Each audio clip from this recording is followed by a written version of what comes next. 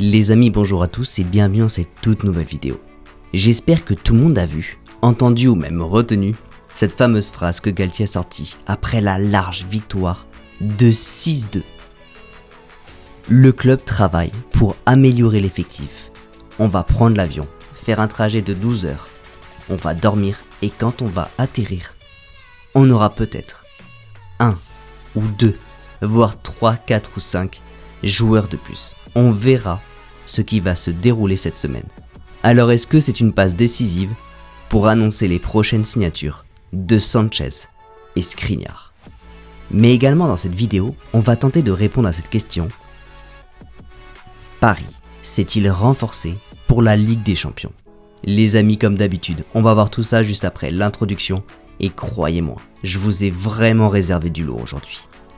C'est parti.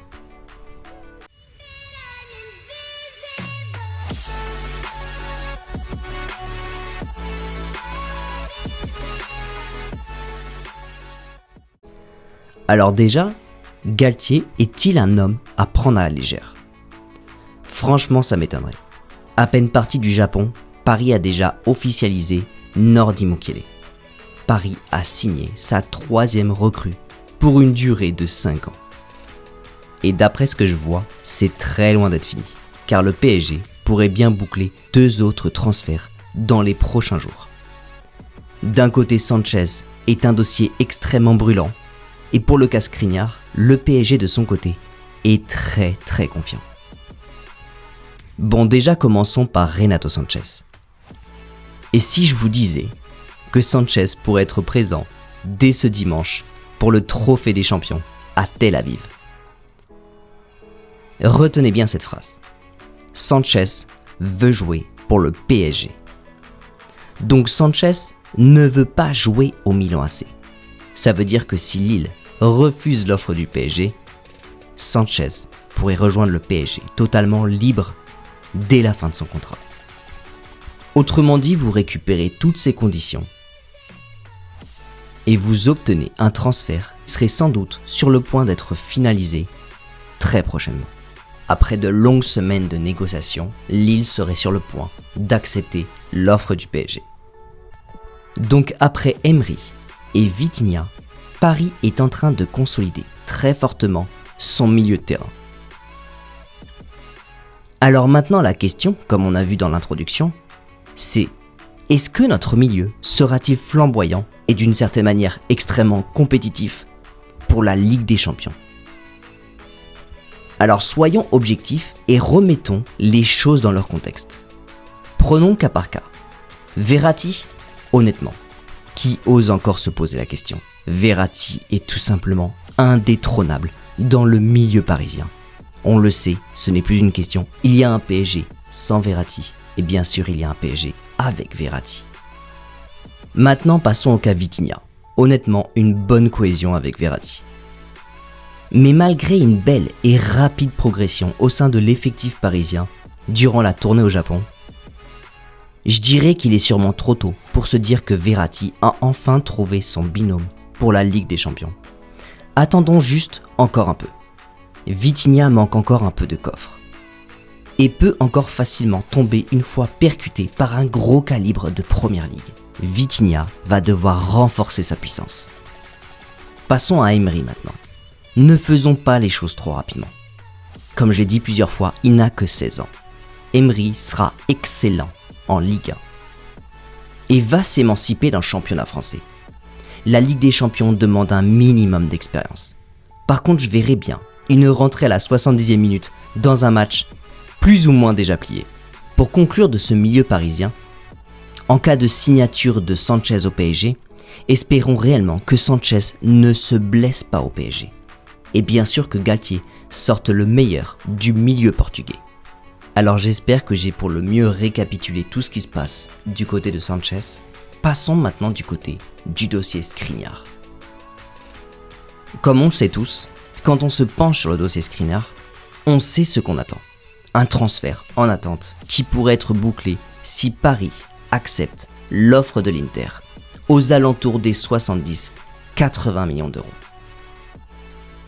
La bonne nouvelle, c'est que Skriniar serait entièrement d'accord pour signer au PSG. Il ne manque que quelques détails pour finaliser la signature de Skriniar. Mais comme vous le savez, si Paris ne satisfait pas les demandes de l'Inter, Skriniar prolongera dans le club italien jusqu'en 2027. Vous l'avez compris, un contrat de 5 ans attend le défenseur slovaque. Mais au vu de la grande urgence de renforcer la défense du PSG, j'imagine que vous avez tous vu les mêmes choses, Paris a besoin réellement de renforcer sa défense. Mais c'est surtout qu'en voyant les négociations traîner, selon l'insider PSG Inside, Nasser serait rentré dans le dossier. Nasser ne veut absolument pas laisser passer l'occasion et veut absolument récupérer Skriniar dès cet été. Donc autrement dit, Nasser veut plus ou moins finir le travail à sa manière. Alors bien sûr, quand je vous dis ça, je sais ce que vous allez me dire. On va encore payer cher une seule année de contrat alors que le fair play financier nous colle plus ou moins aux fesses. Autrement dit, si on ne vend pas, on ne peut pas récupérer Skriniar. Et franchement, je suis complètement d'accord avec vous. Et d'ailleurs, dans un sens, ça me surprend de savoir que Nasser rentre dans ce dossier. Aux dernières nouvelles, j'étais resté sur Campos, un homme fort en persuasion, capable de dénicher la puissance au bas prix. Donc si Nasser s'en mêle, on sort complètement du cadre mis en place pour 2023.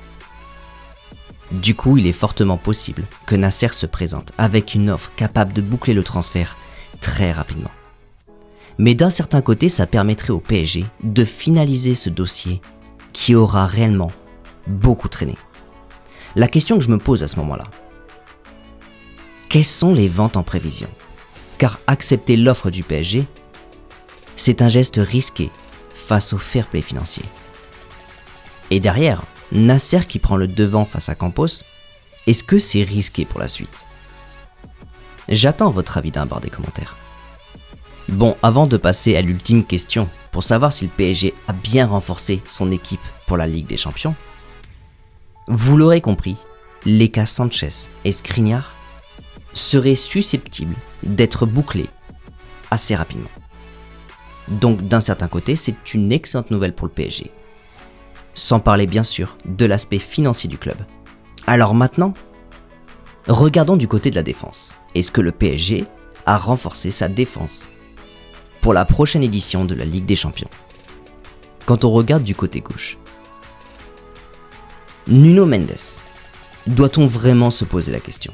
Bien sûr que le côté gauche du PSG est compétitif. Entre Bernat et Mendes, la concurrence est saine. Rien à dire de ce côté-là.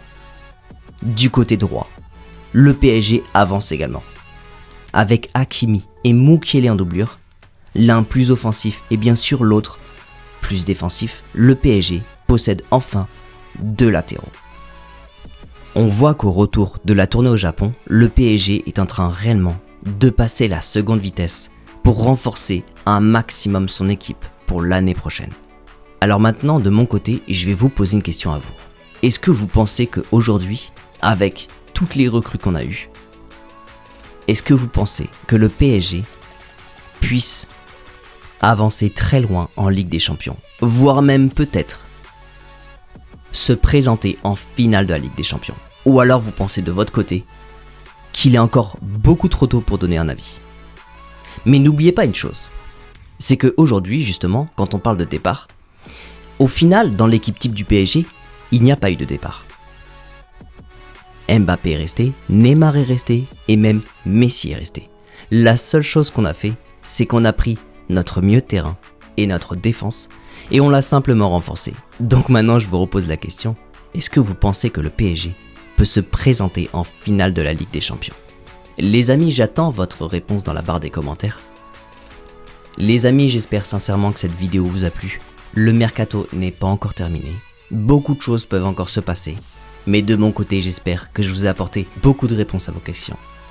Les amis, encore une fois, n'oubliez pas le petit pouce vers le haut. N'oubliez pas de vous abonner si ce n'est pas déjà fait. Je vous souhaite une excellente journée. N'oubliez pas, prenez soin de vous. Et surtout, n'oubliez pas que ici c'est Paris.